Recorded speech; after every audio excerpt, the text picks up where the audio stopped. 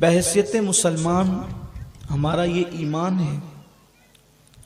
کہ ایک دن ایسا آئے گا جب سورج کی روشنی سورج سے چھین لی جائے گی، چاند کو بے نور کر دیا جائے گا، ستاروں کا جو نظام ہے وہ درہم برہم ہو جائے گا، کوئی کسی سے محبت کرنے والا نہیں رہے گا، کوئی کسی سے دشمنی کرنے والا نہیں رہے گا، کوئی مالدار نہیں رہے گا، کوئی غریب بھی نہیں رہے گا، نہ کسی کے پاس مال ہوگا نہ کسی کے پاس دولت ہوگی، نہ کوئی بندہ اس دن کنگال کہلائے گا بظاہر دولت کے حوالے سے۔ وہاں رشتے خون کے ایک دوسرے کے ساتھ ٹوٹ رہے ہوں گے، ماں بیٹے کو نہ پہچانے گی، بیٹا اپنی ماں کو پہچاننے سے انکار کر دے گا، بھائی بھائی کا نہیں ہوگا۔ اس طریقے سے ہر انسان اپنے میں ہوگا۔ انسان تو انسان ہے، فرشتوں کی زبان پر بھی اس وقت نفسی نفسی کی صدائیں ہوگی، فرشتے بھی اس وقت اللہ کی ہیبت سے کانپتے ہوں گے۔ اس وقت اللہ تبارک و تعالی ارشاد فرماتا ہے کہ جس وقت یہ کیفیت ہوگی تو اللہ تبارک و تعالی کی جو زمین ہے،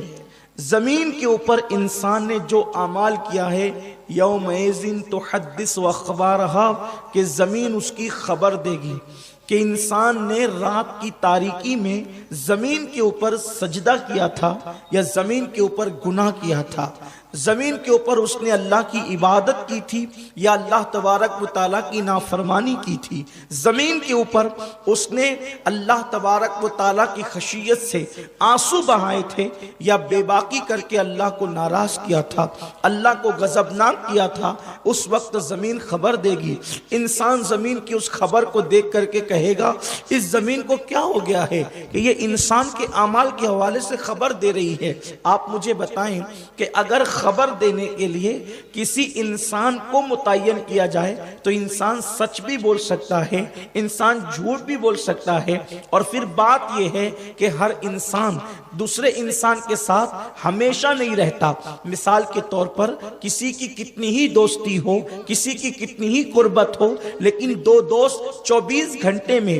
کبھی نہ کبھی تو جدا ہوتے ہیں، کہیں نہ کہیں تو جدا ہوتے ہیں، وہ ایک ساتھ نہیں رہتے۔ لیکن اللہ اکبر، انسان کہیں بھی ہو وہ زمین کے اوپر ہی تو ہوتا ہے۔ انسان سو رہا ہو تو زمین کے اوپر، انسان بیٹھا ہو تو زمین کے اوپر، انسان لیٹا ہو تو زمین کے اوپر، انسان کھانا کھا رہا ہو تو زمین کے اوپر۔ یہ زمین اللہ اکبر گویا کہ خدائی جاسوس ہے، خدائی جاسوس۔ انسان جو کچھ کرتا ہے یہ سب زمین اس پر گواہ ہو رہی ہے۔ مجھ سے پیشتر حافظ صاحب قبلہ نے کرامن کاتبین کے حوالے سے آپ کو بتایا، وہ دو فرشتے تو گواہ ہے ہی ہے، لیکن اللہ اکبر زمین بھی انسان کے اعمال پر گواہ ہے۔ اور اللہ کے حبیب مصطفیٰ جان رحمت صلی اللہ علیہ وآلہ وسلم ارشاد فرماتے ہیں کہ قیامت کے دن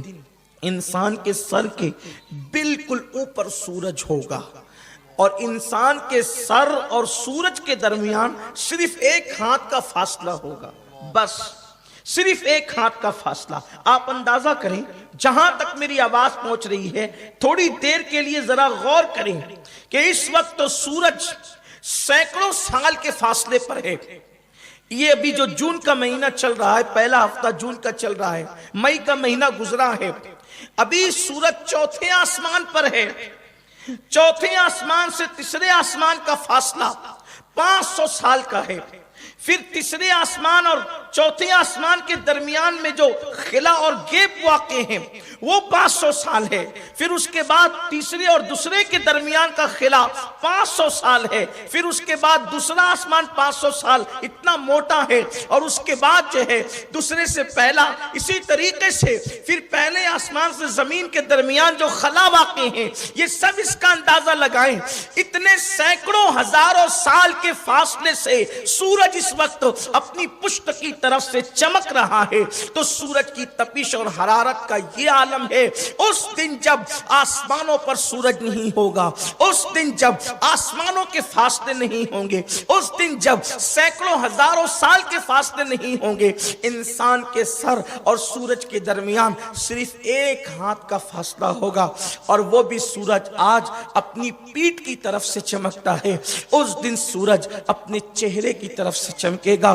زمین کس طریقے سے گرم ہوگی، چوتھے آسمان سے سورج چمکتا ہے تو زمین کی گرمی کا یہ عالم ہے، حرارت کا یہ عالم ہے کہ انسان مئی اور جون کے مہینے میں ننگے پیر فرش پر چلنے کی طاقت نہیں رکھتا. مسلمانوں ذرا سوچو، میرے آقا صلی اللہ علیہ وسلم کے غلاموں ذرا سوچو، خواتین اسلام اگر یہاں پر موجود ہے وہ بھی ذرا سوچے، غور کرے کہ اپنے آنگن کا فرش جو ہم نے بچھایا ہے، جو ہم نے اس کو تیار کیا ہے، اللہ اکبر، سورج کی تپش نے اس کو دوپہر کی گرمی میں اتنا حرارتی کر دیا ہے، اتنا گرم کر دیا ہے، اس طرح سے جو ہے اس کے اندر تپش پیدا کر دی ہے کہ ہم اپنے آنگن میں جو ہے کھلے آسمان کے نیچے پیر نہیں رکھ سکتے ہیں، فرش اتنا گرم ہو جاتا ہے. سوچو اس دن زمین کتنی گرم ہوگی جب انسان اور سورج کے درمیان